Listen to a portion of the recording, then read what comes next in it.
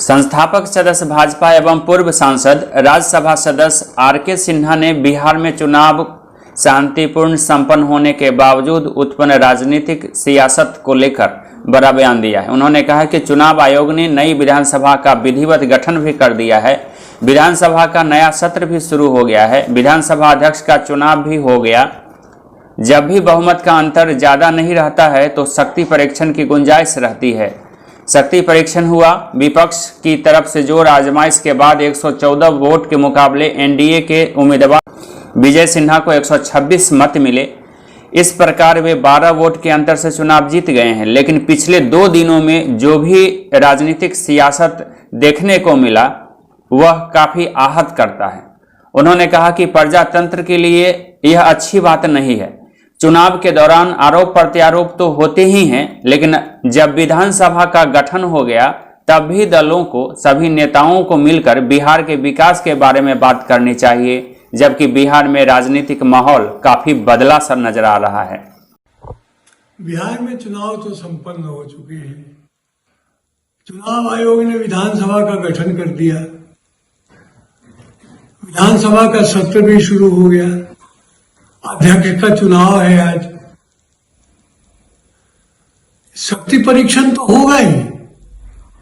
जब भी बहुमत ज्यादा नहीं रहती है तो शक्ति परीक्षण की गुंजाइश रहती है। लेकिन पिछले 2 दिनों से जो भी देखने में आ रहा है उससे मैं दुखी हूं। वो प्रजातंत्र के लिए अच्छा नहीं है। चुनाव के दौरान आरोप प्रत्यारोप होते हैं, लेकिन जब विधानसभा का गठन हो गया है तो सभी दलों को, सभी नेताओं को मिलकर बिहार के विकास के बारे में बात करनी चाहिए। बिहार कैसे समृद्ध हो, संपन्न हो, आगे बढ़े। अब जिस तरह के विवाद उत्पन्न किए जा रहे हैं वह उचित नहीं है। प्रजातंत्र का एक नियम है जो एक शेर के माध्यम से मैं कहता हूं, दुश्मनी जमकर करो पर इतनी गुंजाइश रहे जब कभी भी हम दोस्त बन जाएं तो शर्मिंदा न हो। उधर मोतिहारी में श्याम महोत्सव के अवसर पर सांस्कृतिक शोभा यात्रा का आयोजन किया गया। आकर्षक शोभा यात्रा लोगों के मन को मोह रहा था। मोतिहारी नगर के हिंदी बाजार में अवस्थित श्री श्याम मंदिर में 3 दिवसीय श्याम महोत्सव का दूसरा दिन नगर में काफी आकर्षक रहा। बैंड बाजा के साथ अति आकर्षक शोभा यात्रा निकाली गई। शोभा यात्रा में कई झांकियां सजी हुई थी।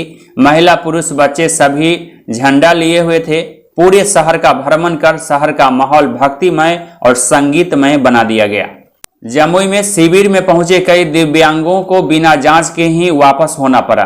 दिव्यांगों ने स्वास्थ्य विभाग के खिलाफ नाराजगी जताई है। 15 से 30 किलोमीटर दूर से पहुंचे थे यहां पर विकलांग और आखिरकार उन्हें निराश होकर लौटना पड़ा। सदर अस्पताल के सभागार में दिव्यांग जांच शिविर का आयोजन किया गया था। विभिन्न प्रकार के दिव्यांग जांच के लिए पहुंचे थे। पर हम लोगों को मोबाइल में मैसेज आया कि आगामी 25 नवंबर को मेडिकल बोर्ड की बैठक होगी जिसमें आप लोगों की उपस्थिति अनिवार्य है। तो हम उसी के उद्देश्य से हम लोग यहाँ आए। जब यहाँ आते हैं तो यहाँ बताया जाता है यहाँ उन लोगों के लिए था जो जिनका जन्म ये प्रमाण पत्र, दिव्यांग प्रमाण पत्र नहीं बना है। अब हमारा सवाल है कि जब जिनका दिव्यांग प्रमाण पत्र नहीं बना था आप उन लोगों को बुला रहे हैं तो फिर उनके मोबाइल में मैसेज करते। फिर हम लोगों को जब बना हुआ था तो फिर आपने हम लोगों को क्यों बुलाया? आप समझ सकते हैं सर कि कितनी परेशानियों को झेलते हुए। कितने दूर से आए हैं आप लोग? हम लोग गिद्धौर से आए हैं सर, गिद्धौर से आए। कितना दूरी है यहाँ? कम से कम 22 किलोमीटर है सर। मेन रोड से आते हुए आए हैं।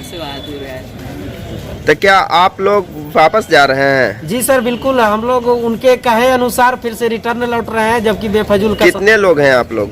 हम लोग गिद्धौर से तकरीबन 15 से 17 लोग आए हैं। क्या नाम हुआ आपका? मेरा नाम डब्लू पंडित है सर। मध्य प्रदेश के खरगोन जिले की कपास मंडी में कपास की बम्पर आवक देखी गई है। बताया जा रहा है कि इससे उत्सुकता का माहौल है। किसानों में काफी हर्ष का माहौल देखा जा रहा है। इतिहास में पहली बार कपास मंडी में इतनी आवक देखी गई है। आपको बता दें कि खरगोन जिला सफेद सोने का गढ़ माना जाता है। कोरोना महामारी दौर में सरकार के द्वारा जारी गाइडलाइन को देखते हुए फिर से लॉकडाउन लगने की बात पर किसान फसल बेचने के लिए मंडियों का रुख कर रहे हैं और इसी क्रम में आज किसान कपास की फसल लेकर कृषि उपज मंडी पहुंचे थे और यहां पर काफी आवक बढ़ गई। क्या हुआ आपके साथ? कहीं नहीं, अभी तो आप गाड़ी मंडी के अंदर जगह नहीं, गाड़ी बेल बाहर छोड़े हुए। अब क्या होता है, अब वो आए से मंडी करके अभी पता चला। पंजीयन हो रहा है क्या आपका? पंजीयन तो हुआ है ना। बाहर कितनी लंबी लाइन लगी है? बाहर भी कम से कम 200 वाहन बाहर भी खड़े, मतलब वो बैलगाड़ी ज़्यादा है वहाँ बाहर और वाहन भी। कब अब से अंदर जगह नहीं, कहीं तो अंदर आएगा। कब से परेशान है आप? सुबह से। क्या नाम है आपका? गबरू यादव।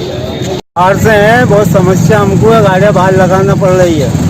मंडी में कोई अवस्था नहीं है मंडी में बैलगाड़ी की। मंडी में कम से कम कोई जगह नहीं है बैलगाड़ी लगाने की और ये बैल भूखों मर रहे हैं यहाँ पे। कब से लाइन में लगे आप लोग? अब हम कल रात से लगे हुए लाइन में। बाहर करीब 2 से 3 किलोमीटर लंबी लाइन बताई है। 2 से 3 किलोमीटर से भी ज़्यादा लंबी लाइन लग रही है। तो इतना सारा कपास एक ही दिन बेचने का कारण? लॉकडाउन का लफड़ा चल गया। लॉकडाउन होने की कोई अफवाह फैलाई जा रही है जिसका अर्थ आप कपास बेच रहे हैं? हाँ, ये लॉकडाउन के कारण पिछले साल का लोगों का कपास भी पड़ा हुआ था। अच्छा, क्या लॉकडाउन लगने वाला है इस वजह से आप ऐसा मतलब सुना हमने। सब बता रहे हैं कि लॉकडाउन शुरू से बोलो। लॉकडाउन लगने वाला है, इस कारण इतनी भीड़ हुई मंडी पे, इस कारण हम भी ला रहे हैं माल। और क्या कारण है ये जो 4 किलोमीटर लंबी लाइन लगी है? ये कारण ये है कि मंडी में नहीं तो व्यवस्था है। जहाँ वाहनों की गाड़ियों के पलाट था वहाँ वाहनों का खड़ा हुआ था। चौकीदार क्या कर रहे हैं यहाँ के? कर्मचारी क्या देख रहे हैं? बैलगाड़ी वालों को बाहर कर दिया। बैलगाड़ी वालों को बाहर कर दी। क्या नाम है आपका? भागीरथ। कहाँ से? शिमला से। कहाँ तक लाइन बहुत ज़्यादा लगी है सर? कम से अभी कम मंडी के अंदर करीब 1300 से 1350 वाहन आए हैं और 200 के करीब बैलगाड़ियाँ आ गई हैं और 100 से 150 वाहन बीटी रोड पे खड़े हैं। आज इनकी बोनी हो जाएगी सर क्या? कोशिश करेंगे, हमने सभी को समय के पहले बुलवा लिया है और बस अभी जस्ट नीलाम स्टार्ट करते हैं, फास्ट करेंगे, कर्मचारियों की व्यवस्था कर ली है। कोशिश ये रहेगी कि 800 से 900 वाहन बेचने का हमारा टारगेट है। सर आज इतने वाहन है कि किसानों का कपास में गिरावट नहीं आ जाए, कम भाव में नहीं खरीदे, ऐसा भी होता है? ये तो अब अंतर्राष्ट्रीय मार्केट के ऊपर डिपेंड करता है, ऐसी कोई बात नहीं है और हम भी दिन भर नीलाम में खड़े रहेंगे, कोशिश करेंगे कि किसानों को उनकी उपज का सही दाम मिले। क्या नाम सर आपका? रामचंद्र भास्कर है, कपास मंडी प्रभारी। खरगोन जिले में अवैध शराब के निर्माण, संग्रहण, परिवहन और विक्रय के विरोध में चलाए जा रहे विशेष अभियान के तहत कलेक्टर अनुग्रह पी के आदेश और सहायक आबकारी आयुक्त मनीष खर्रे के निर्देश पर आज आबकारी दल ने संयुक्त रूप से छापेमारी की। कसराबाद क्षेत्र के बकाबा, बहादुरपुर, पानवा सहित अनेक गांवों में पहुंचकर कार्रवाई की गई। 100 लीटर हाथ भट्टी शराब जब्त की गई, जबकि 6600 किलोग्राम महुआ लहान मौके से बरामद किया गया, जिसे बाद में नष्ट कर दिया गया। इस दौरान 4 आरोपियों को भी पुलिस हिरासत में लिया गया है। ये शराब जो पकड़ी गई है किन क्षेत्रों से पकड़ी गई है और कितनी लागत और कितने आरोपी पकड़े गए हैं, इसमें कितने प्रकरण हैं? आज दिनांक 23/11/2020 को कलेक्टर महोदय खरगोन के आदेश एवं श्री मनीष खरे सहायक आबकारी आयुक्त के निर्देशन में ये जो कार्रवाई की गई है, इसमें ग्राम रावेरखेड़ी, बकावा, मर्दाना, बहादुरपुरा, पानवा में 300 लीटर हाथ भट्टी मदिरा एवं 6600 किलोग्राम महुआ लहान जब्त किया गया, जिसमें 11 प्रकरण दर्ज किए गए हैं, 4 आरोपी गिरफ्तार किए हैं प्रकरण विवेचना में और जब्त सामग्री का जो मूल्य है लगभग 4 लाख रुपये। सर और भी आरोपी थे उसमें? 4 आरोपी गिरफ्तार किए गए, बाकी प्रकरण विवेचना में। और जो कार्रवाई हुई है इसमें सहायक आबकारी अधिकारी श्री बसंत बिटे और आबकारी निरीक्षक श्री अजय पाल सिंह भदौरिया, देवराज नगीना, मोहनलाल भायल, महेश मालवी, ओपी मालवी, दिनेश सिंह चौहान एवं आबकारी आरक्षक मुख्य आरक्षक का विशेष योगदान रहा। सर आपका पूरा नाम सर? पवन टीकर, सहायक जिला आबकारी अधिकारी। खरगोन जिले में चिकित्सा क्षेत्र में कार्यरत जिले भर के सामुदायिक स्वास्थ्य अधिकारी अपनी समस्याओं को लेकर CMHO कार्यालय पहुंचे। जिला कलेक्टर कार्यालय भी गए, यहां पर मांगों से संबंधित ज्ञापन सौंपा गया। हम सारे CHO खरगोन डिस्ट्रिक्ट के आज ये मांग लेके मैडम के पास आए थे कि हमारे पास हम जो हेल्थ एंड वेलनेस सेंटर पे कार्य कर रहे हैं, कम से कम 14 से 15 वर्क ऐसे हैं जिसको हमको 100% कार्य करना है। अगर वो नहीं करेंगे तो हमारा जो इंटेंसिव या जो सैलरी बन रही है उस पर प्रभाव पड़ेगा। और इसके साथ ही भोपाल से एक और ऑर्डर आ गया है कि हमको वैक्सीनेशन भी करना है। अगर हमारी एएनएम या कोई लंबी छुट्टी पे हो तो ये ऑर्डर के बाद अगर हम वैक्सीनेशन करते हैं तो जो हमारे पहले से 14-15 कार्य हैं वो नहीं पूरे हो पाएंगे। और जो अभी दिक्कत आ रही है, मैडम ने भी माना कि पूरे कार्य नहीं हो रहा है वो, और अलग से वो अगर वर्डन हो गया तो दूसरा कार्य भी नहीं होगा, इतना भी नहीं होगा। तो हम यही मांग के लिए आए कि ये टीकाकरण का आदेश निरस्त करें और सीएचओ के जो दूसरे मूल कार्य हैं वो उन्हें वही करने दिया जाए। क्या नाम है आपका? मेरा नाम डॉक्टर महेंद्र पाटीदार है। अभी हम लोग सारे सीएचओस खरगोन डिस्ट्रिक्ट से हैं। हम लोगों ने एक मांग रखी है सीएमएचओ के आगे कि जो एक लेटर एनएचएम ऑफिस से निकला है जिसमें लिखा गया है कि सीएचओ जो है वो अब इम्यूनाइजेशन यानी कि टीकाकरण भी करेंगे। हमारी मांग ये है कि हम में पहले से ही एनसीडी का भार है, टेलीकम्युनिकेशन, उसके अलावा बहुत सारे कार्य दूसरे भी दिए गए हैं। हमारी सिर्फ एक मांग है कि एएनएम का कार्य एएनएम रिप्लेस करेगी और जहां सीएचओ होगा उसका कार्य सीएचओ रिप्लेस करेगा। धन्यवाद। अभी आप मैडम से मिले, मैडम ने क्या आपको काम तो करना पड़ेगा सभी? मैडम से हमारी मुलाकात हुई, उन्होंने कहा है कि हमारा जो एनसीडी है उसके टारगेट्स पूरे नहीं हो पा रहे हैं। हम लोग पहले से ही ओवरबर्डन है, दूसरी चीज़ें भी कर रहे हैं, साथ साथ में उसे भी हमारी पूरी कोशिश रहती है कि उसको डेटा को 100% तक ला कर दे। अब अगर वो ही पूरा नहीं हो पा रहा है, नया कार्य हमें और मिल जाएगा तो वो भी हमसे नहीं हो पाएगा। और जो जितना पहले के टारगेट्स हमने अचीव किए थे, जितने दिए गए हैं, अब वो भी अगर कम होते हैं तो उसमें जिम्मेदार हम नहीं होंगे। क्या मांग करी आपने? हमने मांग करी है कि हमें अब जो हमारे काम दिए गए हैं पहले से वो हम सुचारू रूप से कर सके, इसलिए अन्य कोई कार्य हमें ना दिए जाए जब तक हम वो सारे कार्य पूरे नहीं कर सकते। अदरवाइज वो प्रभावित होंगे जो हम पहले कर रहे थे।